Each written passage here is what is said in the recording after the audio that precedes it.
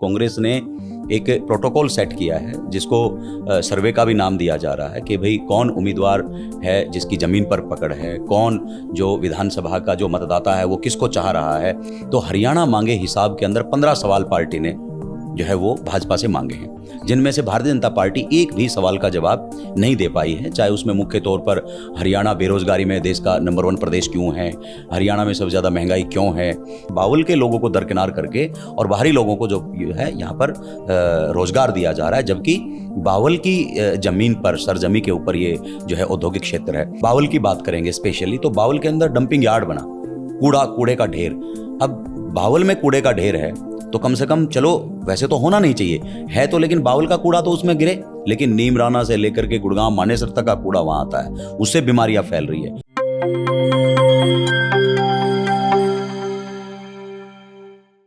विधानसभा चुनाव नजदीक आने के साथ ही टिकटार्थियों की भीड़ भी लगातार बढ़ती जा रही है। बात करें बावल विधानसभा क्षेत्र की तो यहाँ पर भी एक अनार 100 बीमार की स्थिति है।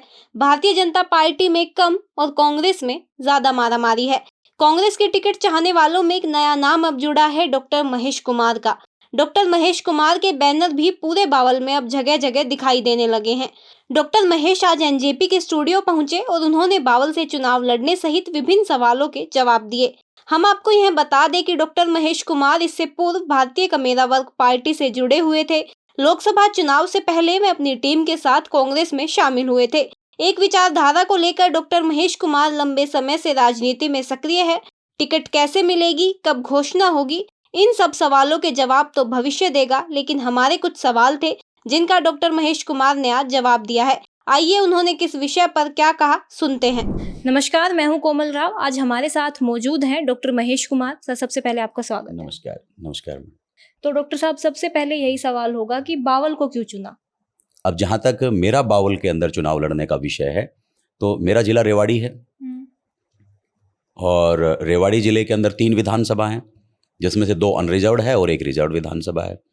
मैं रिजर्व कैटेगरी शेड्यूल कास्ट से मैं बिलोंग करता हूं, तो मेरे ज़िले के अंदर 1 ही रिजर्व्ड विधानसभा है। तो मैं बावल के अंदर अभी चुनाव लड़ने का प्रयास कर रहा हूं। अगर मेरे नेताओं का मुझ पर भरोसा, अगर मैं जीत पाता हूं और मुझे टिकट मिलता है तो डेफिनेटली मैं बावल से विधानसभा का चुनाव लड़ूंगा।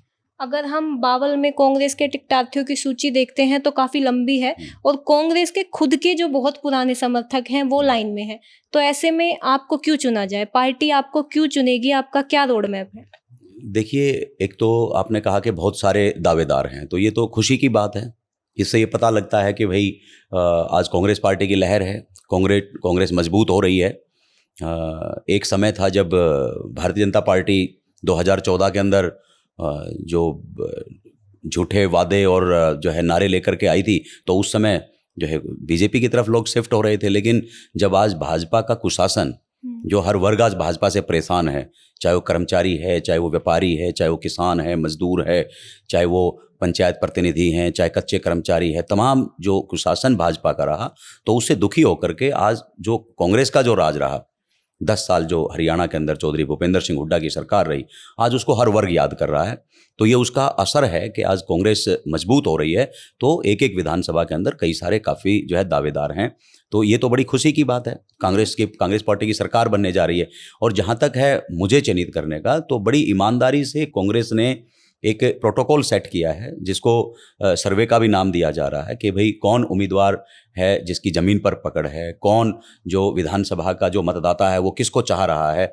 और जो कई बार ऐसा होता है कि एक व्यक्ति 5 साल से लगा है लेकिन वो पकड़ ही नहीं बना पा रहा है। तो ये टाइम पे डिपेंड नहीं करता है, ये आदमी के मेहनत पे, आदमी की कन्विंसिंग पे, आदमी किस हिसाब से मिलता है, वो किस हिसाब से अपनी पार्टी के जो घोषणा पत्र है, जो पार्टी का एजेंडा है, कैसे लोगों के दिल और दिमाग में अपनी पार्टी की जो है चाहत पैदा करता है, ये उस पर डिपेंड करता है। कई बार आदमी 10 साल से लगा है लेकिन लोगों में कोई प्रभाव नहीं पड़ता।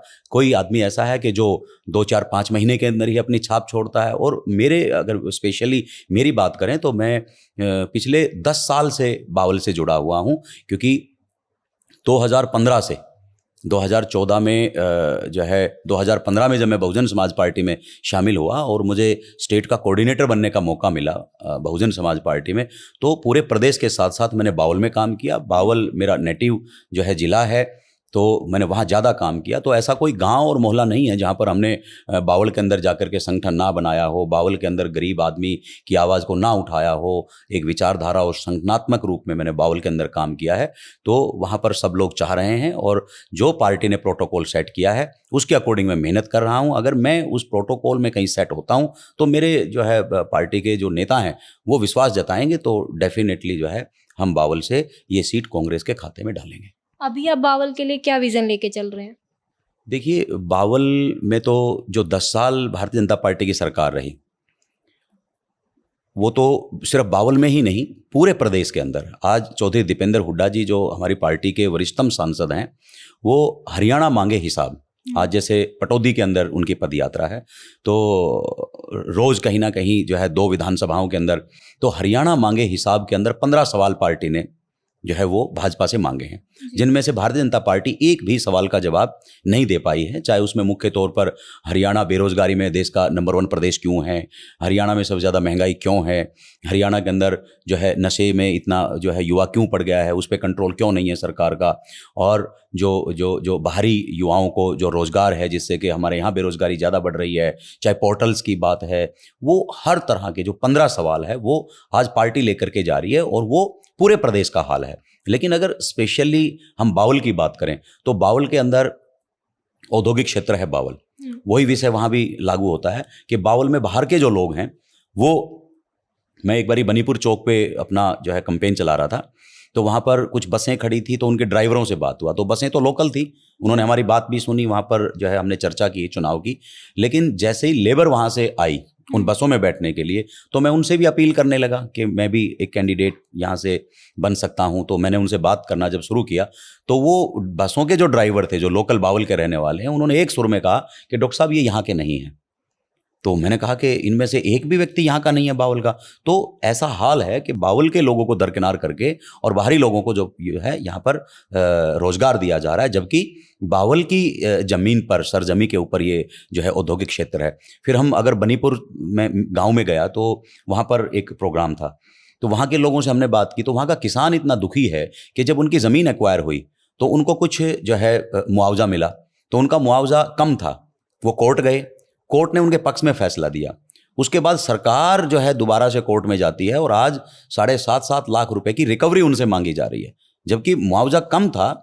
सरकार मतलब जो लोगों ने अपील की तो उसमें जीत करके फिर उनने वो मुआवजा बढ़ा और बढ़ा हुआ मुआवजा सरकार वापस ले रही है। इधर मैं निगानियावास की तरफ गया तो वहाँ पर गंदे पानी का जो है वो जो है जमावड़ा है, उसको फिल्टर करने के लिए बार बार जो है गूंगी बहरी सरकार से कई बार स्थानीय लोगों ने कहा, लेकिन वो आज नीचे तक पानी चला गया है, पीने का पानी भी जो है उससे दूषित हो रहा है, बीमारियां फैल रही है। उधर आप बावल की बात करेंगे स्पेशली, तो बावल के अंदर डंपिंग यार्ड बना, कूड़े का ढेर।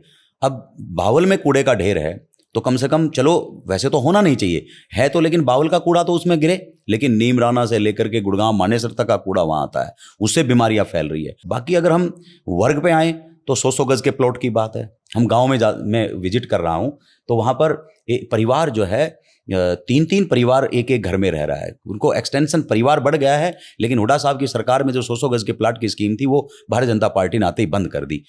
अभी आपने यात्रा की बात की कि हरियाणा मांगे हिसाब यात्रा निकाल रहे दीपेंद्र गुट, एक और गुट है शैलजा गुट, हम आपको किस में खड़ा पाए?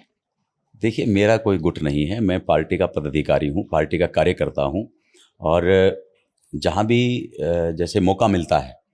अब दीपेंद्र हुड्डा जी की बावल में यात्रा थी 21 जुलाई को, तो हम बावल के अंदर शामिल हुए क्योंकि मैं यहाँ से चुनाव लड़ने की तैयारी कर रहा हूँ।